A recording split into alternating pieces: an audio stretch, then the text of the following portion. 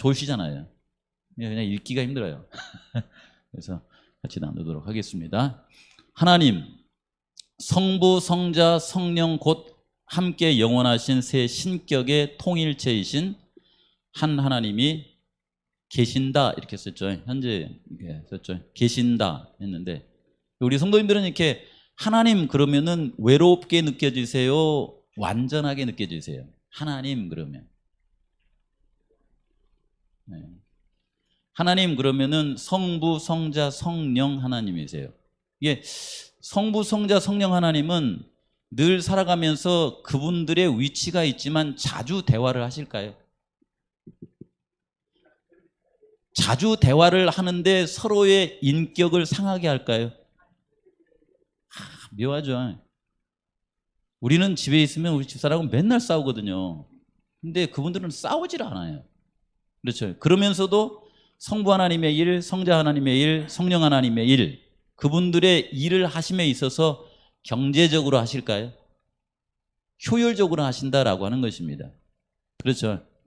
그래서 이 하나님을 섬기는 우리 이제 성도님들은 이 신앙을 하시면서 교회를 다니시면서 성경을 보시고 그다음에 이런 하나님을 묵상을 하시면서 하나님, 나는 이렇게 힘들게 살아가는데 어떻게 하나님은 그렇게 성부, 성자, 성령님이 그저 이렇게 성부 하나님을 높여도 성자, 성령 하나님이 자존심 상해하지 않고 성령 하나님을 높여도 성자 하나님이 이렇게 힘들어하지 않고 또 성자 하나님이 그렇게 낮아짐에도 불구하고 성부, 성령 하나님 무시하지 않고 어쩌면 그렇게 세 분이 하나님의 사역을 하심에 있어서 인류를 구원하심에 있어서 그렇게 조화롭게 그렇게 아름답게 하실까요? 그것이 우리의 마음속에 들어오면 가정도 평안하고 교회도 평안하고 이렇게 할 텐데 이게 하나님의 일하시면 하나님의 존재는 신묘막측합니다. 그렇죠. 강하시면서도 부드러우시고 부드러우면서도 용맹하시고 막. 그러니까 하나님의 존재에 관해서 우리 성도님들이 이 말씀 읽어보시면서 그냥 읽는 것으로 그치지 않고 이런 분을 내가 믿고 있다니 너무 행복하다 이런 생각을 하시면 하나님 때문에 우리의 가치가 굉장히 올라갑니다. 그리고 어디 가시면은 평생 불교 신앙을 하면서 수련을 하신 사람보다 인격이 아주 고매하고 거룩하고 고상한 그런 인격의 소유자가 될 수가 있거든요. 원래 이제 하나님이 계획하신 것은 하나님의 형상을 담도록 했으니까요. 그렇죠. 예. 근데 우리의 방해꾼 마귀가 이 타겟을 정해놓고 괴롭혀요. 타겟을. 그래서 하나님 안 믿는 사람들은 그냥 이렇게 평안하게 하는데 하나님 믿는 우리들은 늘 이번 기 교과처럼 고난과 시련을 늘 줘요. 이렇게. 우리는 고난과 시련이 올 때에 어떻게 해요? 이게 그냥 다니엘처럼 믿음으로 이깁니까? 아니면 저줍니까? 예? 지는 게 너무 나에게 합리적이야 이게. 그렇죠? 내가 어떤 상황이 이렇게 닥쳤을 때 내가 화를 낸 것은 나만으로 해서는 나한테는 합리적이 아니에요. 나한테는 내 자신이 나를 볼 때 자신에게 너무 합리적이에요 이것이. 그래서 내가 합리적이기 때문에 그렇게 하고도 내가 잘 뉘우쳐지지가 않아요 이것이. 근데 그런 상황에서도 또 이 성경을 보면은 욥처럼 또 요한처럼 하나님의 그 품성을 그 어려운 자리에서 딱 성령을 의지해 가지고 이루시는 모습을 보면 이건 말하자면 하늘의 과학이라고 이렇게 볼 수가 있겠죠. 어쨌든 여기 한번 읽어봅시다. 하나님에 대한 것 시작. 성부, 성자, 성령 곧 하나님 함께 영원하신 세 인격의 통일체이신 한 하나님이 계신다. 하나님은 불멸이시고 전지전능하시고 만유 위에 계시고 항상 존재하신다. 그분은 무한하시고 인간의 이해를 초월하신 분이시면서도 그분의 자기 계시를 통해 알려지신다. 그분은 모든 피조물에게 영원히 경배와 숭배와 예배를 받으시기에 합당하다. 이게 이제 우리가 이제 한 2주, 한 두세 번에 걸쳐서 공부할 하나님에 관한 것을 요약해 놓은 거예요. 그렇죠? 여기 특별히 마지막 줄에 보시면은 그분은 모든 피조물들에게 영원히 경배와 숭배와 예배를 받으시게 뭐하다고 그랬어요? 근데 우리 보통 그러잖아요. 예배와 경배와 숭배를 우리는 이제 우리식으로 말하자면 예배와 경배와 숭배를 드리기 위해 떠들지 마! 이렇게 하잖아요. 이렇게. 그렇죠? 그 다음에 뭐 하지 마! 이렇게 하잖아요. 근데 그것은 예배에 있어서 기본은 아닙니다. 왜냐하면은 이 위를 읽어보시면은 밑에 있는 저 두 줄이 나올 수밖에 그분께서 사역을 하세요. 천지를 만드시고 그 다음에 거기에 생명을 불어넣으시고 그것을 통치하시고 그 다음에 특별히 지구에서는 죄가 이렇게 들어왔을 때에 그런 우리를 구원하시기 위해서 그분께서 사랑으로 예수님을 보내주시고 희생과 헌신을 하시고 그 다음에 우리를 구원해 주시고 하는 그분의 모든 사역이 우리의 삶 가운데 이렇게 막 오면은 마치 하늘의 태양이 식물에게 비치면은 나팔꽃이 쫙 피어나서 이 말하자면 태양을 만드신 하나님께 찬양하는 것처럼 그렇게 찬양과 예배는 우리들에게 있어서 자연스러운 일이거든요. 그것이. 그렇죠. 근데 저것을 예를 들어서 이제 위의 것을 생각하지 않고 예배 뭐 이렇게 규칙으로 이렇게 만들어 놓으면 예수님은 그런 예배를 좋아하신다고 그래 안 한다고요? 안 하신다고 그러잖아요. 예수님이 저기 오셔가지고서는 그 유대인들이 막 뭐 이렇게 11금 뭐 예배 뭐 이렇게 했으니까 뭐라고 그래요? 나는 너희들이 나에게 제사를 드리는 것을 원하는 것이 아니라 뭘 알기를 원한다고 그래요? 네? 하나님의 자비하심을 그분의 우리를 긍휼히 여기심을 너희들이 알기를 원한다. 이렇게 말씀하시잖아요. 그렇죠? 그래서 여기 이게 짧은 문장이지만은 여기에서 그런 부분들을 느껴보시면서 공부를 하겠습니다. 먼저 공부 문제 내겠습니다. 하나님께서 우리를 만나시고자 내려오신 땅의 가장 낮은 곳이며 우리가 올라갈 수 있는 가장 높은 곳이 있어요. 이 지구상에. 가장 낮고 가장 높은 곳, 하나님을 만날 수 있는 곳. 이곳이 어딜까요? 갈바리. 여긴 장소를 말한 거니까 갈바리입니다. 갈바리. 오늘 교재에 나와 이게. 마지막 정리하면서 이 모습이 나옵니다. 두 번째는 하나님께서 삼위일체께서 이타심을 완전히 이렇게 드러내신 곳, 말하자면 이기심을 완전히 이제 없애고 이타심을 완전히 드러내신 그런 곳이 있어요. 이건 장소가 아니고 어떤 장소입니다. 거기 어디예요? 십자가예요. 여기 교재에 나옵니다. 십자가입니다. 그 다음에 우리가 하나님을 가장 이거 뭐예요? 가장 완전하게 아마 본일 겁니다. 본 곳은 어디입니까? 하나님을 완전하게 이렇게 본 곳. 야, 저분이 하나님이시구나. 이렇게 볼 수 있는 곳. 그거는 십자가랍니다. 성경에서 하나님께서는 그 예수님을 이 땅에 보내주셔서 우리를 죽게 하신 희생을 통해서 하나님이 어떤 분이신가를 우리에게 잘 이렇게 나타내신 거죠. 그래서 십자가의 예수님의 그 사랑을 통해서 아버지 하나님을, 성령 하나님을 만나시면 하나님에 대한 오해가 있어요, 없어요? 하나님에 대한 오해가 있을 수가 없다 그래요. 그럼에도 불구하고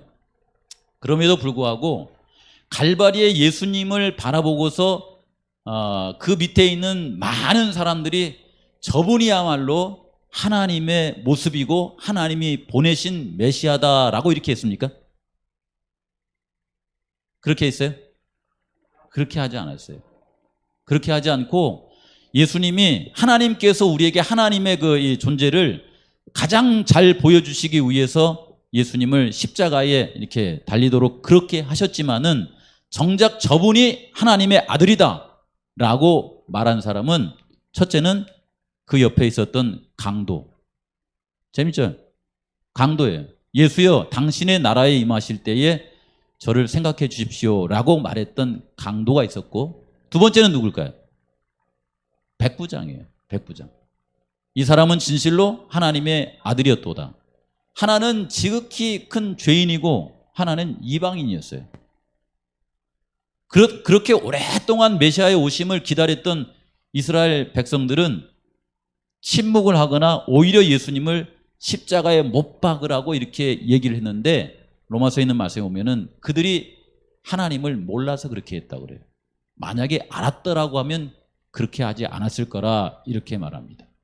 자, 요한복음 1장 10절에서 11절에 보면 세상이 그를 알지 못하였고 자기 땅에 오매 자기의 백성은 정작 영접하지 않았다라고 하는 것입니다. 이게 초림 때의 모습이라고 하면 재림 때에도 사단이 그의 활동을 통하여서 초림 때 그의 일을 성공적으로 해가지고 예수님의 오실 때 그분을 알아보지 못하게 했다고 하면 재림 때에도 그런 일이 있을까요? 예, 우리 성도님들이 정신 차리셔야 됩니다. 예, 깨어서 하나님의 말씀을 보고 그 다음에 신앙생활 하실 때에 끊임없이 성령의 침례를 통하여서 하나님의 생각으로 하나님의 눈으로 하나님의 마음으로 이 땅을 살게 해 주십시오 하면서 끊임없이 기도하셔야 돼요. 그렇지 않으면은 우리가 예를 이제 그런 거예요. 성경책 들고 눈 뜨고 망하는 거예요, 이게.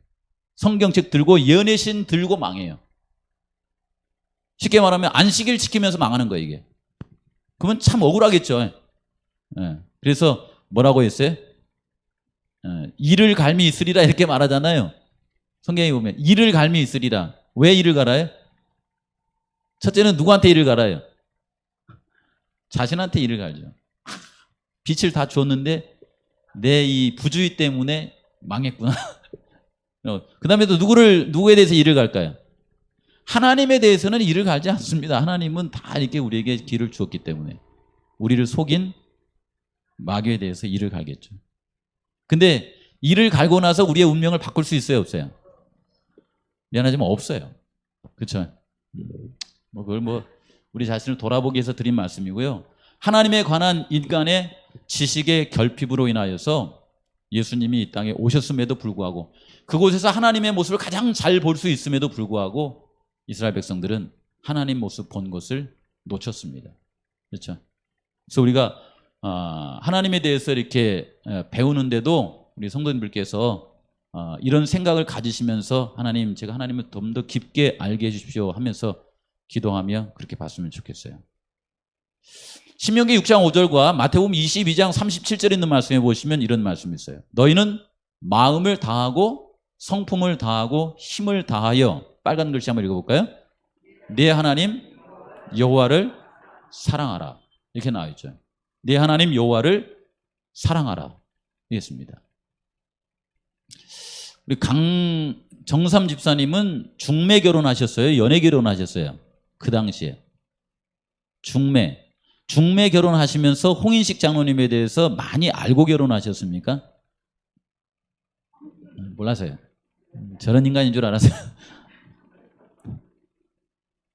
그때 당시는 이제 대부분 중매 결혼했었잖아요. 그렇죠? 근데 저희는 어쨌든 서로를 이렇게 알 수 있는 기간을 두고 연애 결혼을 했습니다.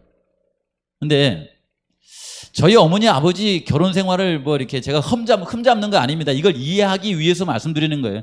제가 드리는 말씀은 제가 정보를 제공한 것 가지고서 저희 부부를 판단하지 마십시오. 제가 말씀을 드리지만은 우리 성도님들이 생각한 것보다 우리 부부가 금실이 좋습니다. 그러니까 제가 말한 것 갖고 판단하지 마세요. 이 설교를 잘 이해하기 위해서 드린 말씀인데 막 저를 불쌍히 여기시는 분들이 계셔요. 그렇지 않아요. 생각한 것보다 그렇지 않습니다. 그러니까 설교를 이해하기 위해서 이렇게 쓰는구나 이렇게 아셔야 됩니다. 저희 어머니에 대해서 마찬가지예요. 저희 그 어머니와 아버지는 이제 결혼하여서 몇 년을 제가 시운이니까 이거 25년이 아니라 55년이 맞네. 55년을 넘게 함께 사셨죠. 저희 부모님은요. 이렇게 사셨는데 곁에서 보면은 저분들이 왜 결혼했는가 싶어요. 가지고 저희 아버지의 성향과 저희 어머니의 성향이 많이 달라요. 저희 어머니는 머리가 이렇게 한문이나 이렇게 지식적인 건 부족한데 머리가 잘 돌아가요, 이렇게. 그래서 경제성, 그 다음에 아이들 키우는 거 이런 것들이 머리가 팽팽 잘 돌아갑니다. 저희 아버지는 그 당시에 중학교를 졸업하고 군대를 사단장인가 이렇게 그 운전병을 냈대요. 운전병을 하고 그 다음에 집안 우리 동네에 있는 그때 당시에 제사 있으면은 지방은 다 써줬어요.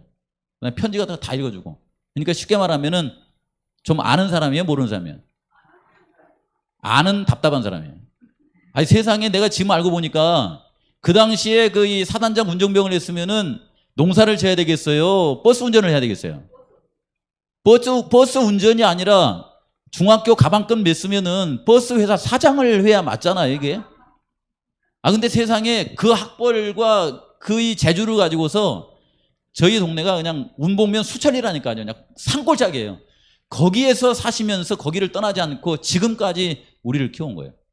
전답도 제가 보니까 논 6마지기에 밭 500평. 그 외에 늘릴 생각을 안 하세요. 그 가운데 좀 늘린 것은 누가 늘렸을까요? 저희 어머니가 다 늘렸어요. 그러니까 옆에서 저희 아버지를 이렇게 보면 저희 어머니 이렇게 이게 하시는 생각이 아이고 답답하, 아이고 답답하. 이렇게 하면 잘 살 수 있는데 이 동네를 떠나면 얼마든지 잘 살 수 있는데 그렇게 해도 절대 안 움직이는 거야 이게. 그러고 있고 저희 아버지는 또 저희 어머니에 대해서 절대 일 저지르지 말라고. 일 저지르면 골치 아프다고. 이렇게 해가지고 서로 대화가 안 맞아고 맨날 싸워요. 지금도 싸웁니다. 그래서 옆에 보고 있으면서 무슨 생각이 드냐면은 야 저분들은 아니 50년 55년을 넘게 사셨으면서도 저렇게 싸우니 저분들은 정말 사랑하는 사람일까 막 이런 생각이 들어요. 사랑하는 거 맞을까요? 그래도 우리 어머니 아버지 편들죠. 근데 왜 제가 그런 모습을 보면서도 그분들이 사랑하는 것을 이렇게 옆에서 보냐면은 예를 들어서 지난번에 여기 이제 어머니가 와서 잠깐 이제 몸 회복하시려고 왔잖아요. 조금 걸어 다니니까 몸살을 하시는 거예요, 이게. 왜 몸살을 하셔요? 영감님 밥 굶을까봐. 그러니까 영감님이 밥 굶을 것을 생각하는 부인은 남편을 사랑하는 거예요, 미워하는 거예요? 그게 사랑하는 행동이래요, 그것이. 예. 그리고 이제 여기서 집에 가가지고 문학회 갔는데 집이 가까워지니까 얼굴 화색이 이렇게 밝아져요, 이렇게. 원래 가면서 아이고 난 죽었네 이렇게 해야 맞잖아요, 이렇게. 근데 가면서 저희 아버지는 어머니가 왔는지 안 왔는지 인상에 변화가 없어요. 그냥 왔나? 개 쳐다보듯이 그렇게 하는데 저희 어머니는 아이고 좀 오면은 좀 인사 좀 하고 그러셔. 이렇게 하면서 좋아가지고 이렇게 가시는 거예요. 그러니까 남편을 보면서 얼굴의 화색이 밝아지는 것은 사랑하는 거예요, 미워하는 거예요? 예, 그런 걸 통해서 제가 이렇게 했어요. 예, 여기 보면은 끼니 걱정, 입는 옷, 어머니는 자신이 아파도 아버지 걱정을 더 많이 하시는 것을 보면 어머니는 아버지를 사랑하는 거예요? 사랑하는 거예요. 맞죠? 그렇게 살아도 서로 이렇게 성격이 달라도 그렇죠? 그런가 하면 저희 아버지는 제가 말씀드렸지만은 이 통장에다가 돈 모으는 것이 습관화되어 있습니다. 그래서 돈이 들어오면 안 써요. 저희 어머니한테도 안 줍니다. 차곡차곡 쟁여요, 이렇게. 예. 근데 이 습관이 왜 든지 아세요? 저희 어머니는 제가 어렸을 때 보면은 많이 아프셨어요. 많이 아프시면 병원 가면 뭐 내야 돼요? 병원비 내야 되잖아요. 그러니까 어머니가 어떤 위기가 처하면 자기에게 돈이 있어야 된다는 것을 아시고서 어릴 때부터 보면은 돈을 채곡채곡 모으고 저희들한테 잘 쓰질 않아요. 그리고 어머니가 병원에 가가지고 결제할 때 보면은 그 통장을 딱 꺼내가지고 딱 결제를 합니다. 지금까지 그러세요. 그러니까 그러니까 아내가 어머니가 아플 때에 이 병원비를 이렇게 준비해야 되겠다라고 생각하시는 그 아버지는 어머니를 미워하는 거예요, 사랑하는 거예요. 그래서 우리 어머니 아버지는 너무도 다르고 너무도 생각을 이렇게 다르게 해가지고 자주 다투는데 두 분이 참 사랑하는 그런 분들이십니다. 이해되시죠? 우리가 전혀 모른 채 서로 사랑할 수 있을까? 그렇게 성격이 달라도 서로 사랑하는데 하나님은 우리에게 하나님을 사랑하라고 하는데 우리가 하나님 사랑하면서 그냥 맹목적으로 아무것도 알지 못하고 사랑할 수 있을까요? 그건 아닙니다, 여러분.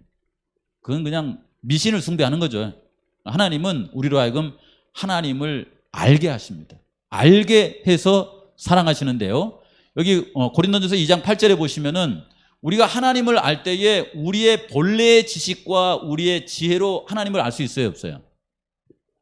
하나님을 알 수가 없다고 합니다. 예. 되게 많이 오해를 하죠. 예. 그래서 고린도서에는 뭐라고 하냐면은 하나님께서 우리를 자신을 알게 하실 수 있는 방법은 그분께서 우리에게 계시를 통해서 주시는 방법밖에 없대요. 하나님이 우리에게 하나님을 알려주시는 거예요. 그러니까 우리 스스로 고민해갖고 안 하나님하고 하나님이 알려주신 그 하나님하고 차이가 있으면 하나님이 알려주신 하나님을 따라가시기 바랍니다. 예. 우리의 지혜로는 그분을 알 수 없다 이렇게 말합니다. 하나님을 알 수 있다 했는데 어떻게 하나님을 알 수 있을까요? 하나님을 어떻게 알 수 있을까요? 하나님 자신을 가장 이렇게 자상하게 깊이 잘 알 수 있게 나타낸 방법이 뭐였어요? 하나님이. 그건 뭐냐면 예수 그리스도를 이 땅에 보내주시는 것이었다고 합니다. 예수님을.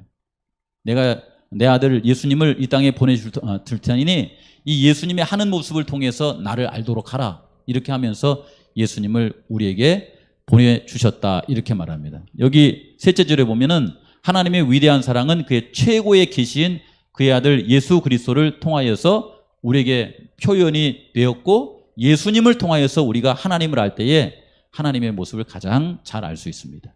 요한일서 5장 20절에 있는 말씀이죠.